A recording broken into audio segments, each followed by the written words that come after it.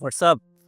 আগের ভিডিওতে আমরা ল্যাটারাল রিডিং শিখেছি, অর্থাৎ একটা সোর্সকে যাচাই করার জন্য সেই সোর্সের বাইরে গিয়ে সার্চ করা। আজ আমরা এই স্কিলটি ব্যবহার করে অনলাইন জগতের তিনটা বড় শত্রু মিস ইনফরমেশন, ডিসইনফরমেশন এবং প্রপাগান্ডা শনাক্ত করতে শিখব।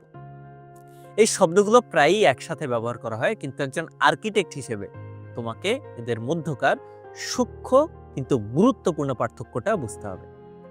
চলো শুরু করা যাক। প্রথমেই আসি মিস ইনফরমেশন। মিস ইনফরমেশন হলো ভুল তথ্য যা কোনো খারাপ উদ্দেশ্য ছাড়াই ছড়িয়ে পড়ে।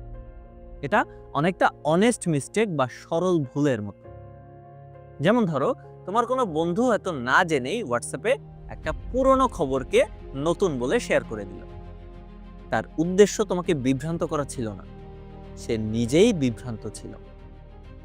আর ডিসইনফরমেশন হলো এর ঠিক উল্টো। ডিসইনফরমেশন হলো সেই মিথ্যা তথ্য যা ইচ্ছাকৃতভাবে বিভ্রান্ত করার উদ্দেশ্য নিয়ে তৈরি এবং প্রচার করা হয়। এটা একটা পরিকল্পিত আক্রমণ। যেমন ধরো, তোমার কম্পিটিটর বিকাশের বিরুদ্ধে একটা ভুয়া স্ক্রিনশট বানিয়ে সোশ্যাল মিডিয়াতে ছড়িয়ে দিল, যেখানে দেখানো হচ্ছে তাদের অ্যাপে একটি বড় সিকিউরিটি সমস্যা আছে।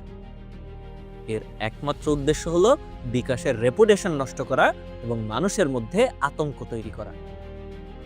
আর তৃতীয়টি হলো প্রপাগান্ডা। প্রপাগান্ডা হলো সেই তথ্য যা একটা নির্দিষ্ট রাজনৈতিক বা আদর্শগত এজেন্ডা বাস্তবায়নের জন্য ছড়ানো হয়। এটা সত্য, মিথ্যা বা অর্ধসত্য যে কোনো কিছুই হতে পারে, কিন্তু এর মূল উদ্দেশ্য হলো তোমার মতামতকে প্রভাবিত করা, তোমাকে কোনো কিছুর পক্ষে বা বিপক্ষে দাঁড় করানো। প্রপাগান্ডা প্রায়ই খুব ইমোশনাল ল্যাঙ্গুয়েজ ব্যবহার করে এবং কমপ্লেক্স বিষয়কে সাদা কালোয় ভাগ করে ফেলে। তাহলে এই তিনটা জিনিস তুমি কিভাবে শনাক্ত করবে? এখানেই তোমার ল্যাটারাল রিডিং স্কিল কাজে লাগে। Number 1, stop, think, check the source. কোনো কিছু বিশ্বাস বা শেয়ার করার আগে থামো, নিজেকে প্রশ্ন করো, এই তথ্যটি কোথা থেকে আসছে। নতুন ট্যাব খুলে সেই সোর্স বা লেখকের রেপুটেশন নিয়ে সার্চ করো। Number 2, check for emotion. লেখাটা কি তোমাকে খুব বেশি রাগিয়ে দিচ্ছে বা ভয় পাইয়ে দিচ্ছে? ডিসইনফরমেশন এবং প্রপাগান্ডা প্রায়ই আমাদের আবেগ নিয়ে খেলা করে, যুক্তি দিয়ে না। Number 3, cross reference.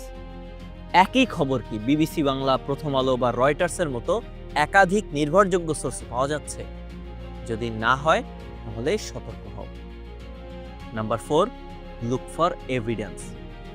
আর্টিকেলে কি কোনো প্রমাণ বা ডেটার লিঙ্ক দেওয়া হয়েছে, নাকি শুধু বিশেষজ্ঞরা বলছেন বা একটা সূত্র জানিয়েছে এরকম অস্পষ্ট কথা লেখা আছে? এই 4টি ধাপ হলো তোমার মেন্টাল ফায়ারওয়াল।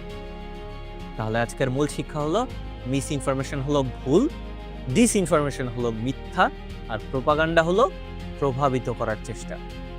একজন ইনফরমেশন আর্কিটেক্ট হিসেবে তোমার কাজ শুধু তথ্য খুঁজে বের করা নয়, তোমার কাজ হলো তথ্যের পেছনের উদ্দেশ্যটা বোঝা এবং সত্যকে মিথ্যা থেকে আলাদা করা।